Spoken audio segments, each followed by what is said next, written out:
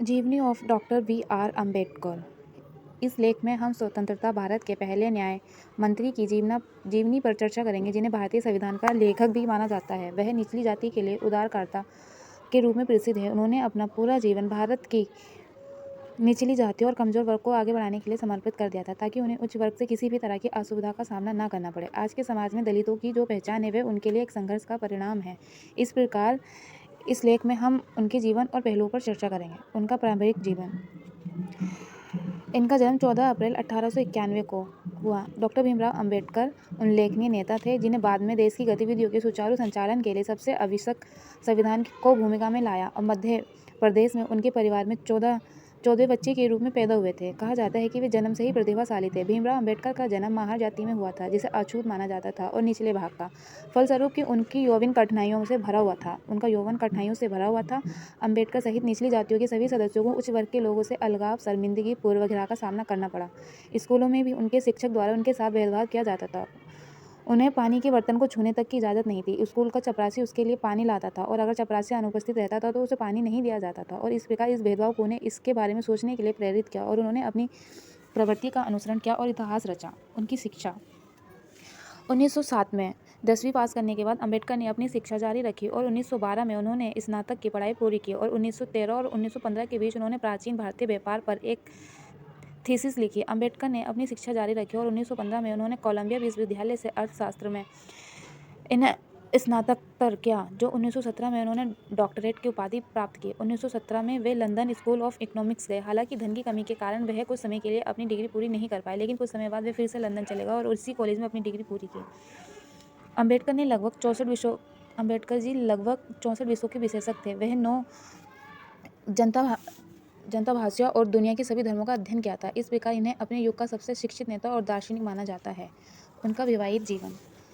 दलितों के तथाकथित रक्षक डॉक्टर भीमराव अम्बेडकर ने वर्ष 1906 में रमाबाई अम्बेडकर से विवाह किया। इसके बाद उन्हें यशवंत नाम का एक बेटा हुआ। उन्होंने फिर से शादी कर ली, क्योंकि दुर्भाग्य से रमाबाई का 1935 में एक लंबे समय तक असाध्य रोग के बाद निधन हो गया। भारतीय संविधान का मसौदा तैयार करने के बाद डॉक्टर भीमराव अम्बेडकर कई तरह के लक्षणों से बीमार हो गए, जिसके कारण उन्हें रात की अच्छी नींद नहीं आती थी।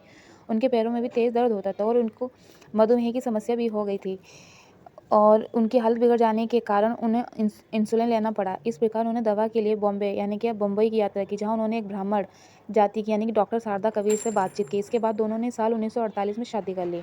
शादी के बाद डॉक्टर शारदा ने अपने सरनेम भी बदल लिया, और इस तरह से वे सविता अम्बेडकर कहलाने लगी, एक संघर्षशील समाज सुधारक के रूप में। अपने पूरे करियर में इतने सारे असंतुलनों को देखने के बाद डॉक्टर भीमराव अम्बेडकर ने सामाजिक परिवर्तनों की जिम्मेदारी ली, और इस तरह अखिल भारतीय वर्ग संघ का गठन किया। वे समाज सुधार के उत्साही समर्थक थे। उन्होंने अपना संघ बनाया। उन्होंने पिछले सभी असंतुलनों को सुधारने की कोशिश की, जैसे अस्पृश्यता की प्रथा, निचले वर्ग को मंदिरों में प्रवेश करने की अनुमति नहीं देना, और अन्य कई भेदभाव। दुर्भाग्य से ब्रिटिश शासन के कारण यह आसान नहीं था। ब्रिटिश के नेताओं को चिंता थी कि ये समूह रूढ़िवादिता और कठोर वर्ग निश्चित रूप से उनके खिलाफ हो जाएंगे। भले ही वे नहीं रुका, लेकिन वे निचले तबकों को सहारा देता रहा। इस प्रकार 1920 के दशक में उन्होंने बम्बई में एक भाषण में स्पष्ट रूप से कहा कि जहां भी उनका व्यक्तिगत प्राथमिकताएं और देश की प्राथमिकताओं में टकराव होगा, वे देश को प्राथमिकता देंगे, लेकिन जब भी निचले तबके की पसंद और देश के हित में टकराव होगा, तो वे निचले तबकों को वरीयता देंगे। वहां से आगे वे दलितों के रक्षक बन गए, और इस प्रकार वे उनकी उम्मीदों को खरा उतरा, और अपनी अंतिम सांस तक ये सुनिश्चित करने के लिए संघर्ष किया कि निचले तबकों को सम्मान मिले। उन्होंने 1920 के दशक के दौरान कई अहिंसा हमलों का नेतृत्व भी किया।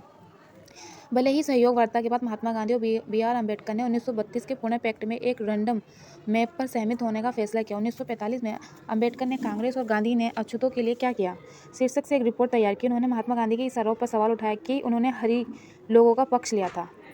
राजनीतिक करियर।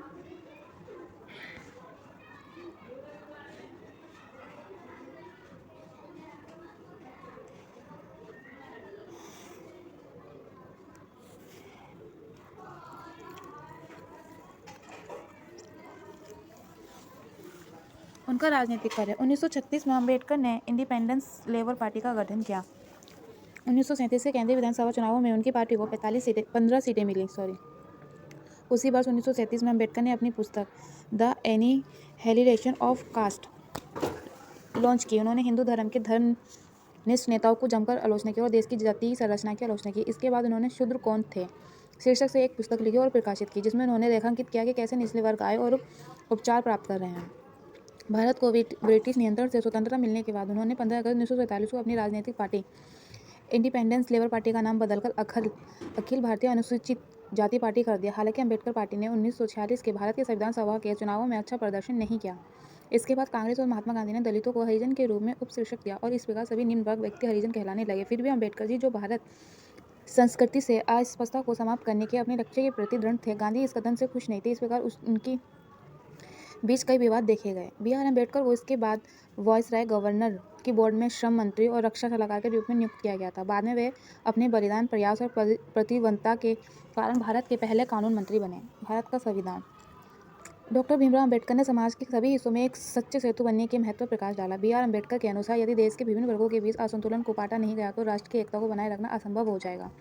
इस प्रकार संविधान लिखने में उनका प्राथमिक उद्देश्य देश के अंदर जातिगत पूर्वग्रह और अस्पृश्यता को खत्म करना और एक अस्पृश्यता मुक्त समाज की स्थापना करके और सभी को समानता प्रदान करके एक सामाजिक क्रांति लाना था। उन्होंने धर्म, लिंग, जाति समानता पर ध्यान दिया। 29 अगस्त 1947 को डॉक्टर भीमराव अम्बेडकर को संवैधानिक मसौदा समिति का अध्यक्ष नामित किया गया। अम्बेडकर शिक्षा, सरकारी पदों और सार्वजनिक सेवा में अनुसूचित जाति और अनुसूचित जनजाति के नागरिकों के लिए कोटे के लिए विधानसभा की सहमति हासिल करने में भी कामयाब रहे। बौद्ध धर्म की स्वीकृति।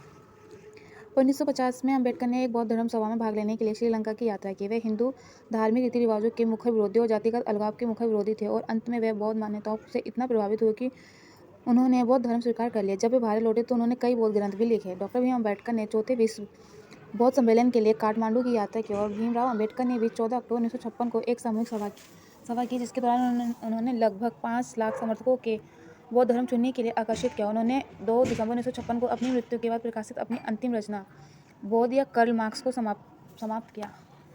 अम्बेडकर जयंती क्यों मनाई जाती है? भीमराव अम्बेडकर स्मारक मानव अधिकारों के प्रति उनकी प्रतिबद्धता और उनके निचले तबकों की बेहतरीन के लिए बनाया गया था। इसके अलावा उनकी जयंती पर हर 14 अप्रैल को अम्बेडकर जी की जयंती के रूप में मनाई जाती है। इस दिन को राष्ट्रीय अवकाश भी घोषित किया जाता है। अम्बेडकर जयंती को भी भीम जयंती के नाम से भी जाना जाता है। यह निश्चित रूप से इंगित करता है कि उन्हें अभी भी उनके साथी नागरिकों द्वारा देश में उनके महत्वपूर्ण योगदान के लिए याद किया जाता है। भीमराव अम्बेडकर की दिल्ली में 26 अलीपुर लेन स्थित आवास को उनकी याद में एक स्मारक के रूप में पुनर्निर्मित किया गया। इन्हें 1990 में मरणोपरांत यानी मृत्यु के बाद भारत का प्रतिष्ठित पुरस्कार भारत रत्न मिला। हैदराबाद, आंध्र प्रदेश में डॉक्टर भीमराव अम्बेडकर मुक्त विश्वविद्यालय, बिहार के मुजफ्फरनगर में बी.आर. अम्बेडकर बिहार विश्वविद्यालय सहित कई सरकारी विश्वविद्यालयों का नाम उनके नाम पर रखा गया। नागपुर का डॉक्टर भीमराव अम्बेडकर अंतर्राष्ट्रीय हवाई अड्डा, जिसे पहले सोनेगांव के हवाई अड्डे के नाम से जाना जाता है, वो नागपुर में स्थित है। अम्बेडकर का एक विशाल आधिकारिक चित्र संसद भवन में प्रदर्शित किया गया है। कुछ महत्वपूर्ण फैक्ट। बी.आर. अम्बेडकर ने भारतीय ध्वज पर अशोक चक्र की शुरुआत की। भीमराव अम्बेडकर ने किस वर्ष की आयु तक के लगभग सभी धर्मों में महारत हासिल कर ली थी? अम्बेडकर जी पहले भारतीय थे जिन्होंने अपनी पीएचडी पूरी करने के लिए विदेश दौरा किया और अर्थशास्त्र में पीएचडी की। बी.आर. अम्बेडकर ने स्वतंत्रता के बाद भारत के पहले कानून मंत्री के रूप में कार्य किया। भीमराव अम्बेडकर ने 2 बार लोकसभा के लिए चुनाव लड़ा लेकिन हार गए। भीमराव अम्बेडकर कश्मीर में धारा 370 लागू होने से खुश नहीं थे और इस तरह उन्होंने इसका विरोध किया। भीमराव अम्बेडकर लेबर वायसराय की कार्यकारी परिषद के सदस्य थे। उन्होंने उद्योग में वास्तविकता काम के घंटे को 8 घंटे करने का प्रस्ताव दिया और बदले में जो पहले काम 12 से 14 घंटा होता था। बाबा साहब का एक महान पाठक भी था और कहा जाता था कि उनके निजी संग्रह में 50,000 से अधिक पुस्तकें थीं, जो शायद दुनिया के सबसे बड़े पुस्तकालय का संग्रह था। बौद्ध धर्म अपनाने और हिंदू धर्म छोड़ने के दौरान अम्बेडकर ने 22 प्रतिबद्धताएं की, जिसमें से एक वे कभी भी कृष्ण और राम की पूजा नहीं करेंगे, जिन्हें भगवान का अवतार माना जाता है। अम्बेडकर जी। भीमराव अम्बेडकर जी का पूरा मूल नाम। हालांकि बी.आर. अम्बेडकर जी के प्रशासक महादेव अम्बेडकर जी हैं, जो उन्हें बेहद पसंद करते थे। अकादमिक रिकॉर्ड में अपना उपनाम बदलकर इन्हें अम्बेडकर कर दिया गया। भीमराव अम्बेडकर की मृत्यु। डॉक्टर भीमराव अम्बेडकर 1954 और 1955 के बीच अपने बिगड़ते स्वास्थ्य को लेकर बहुत चिंतित थे। जब उन्हें मधुमेह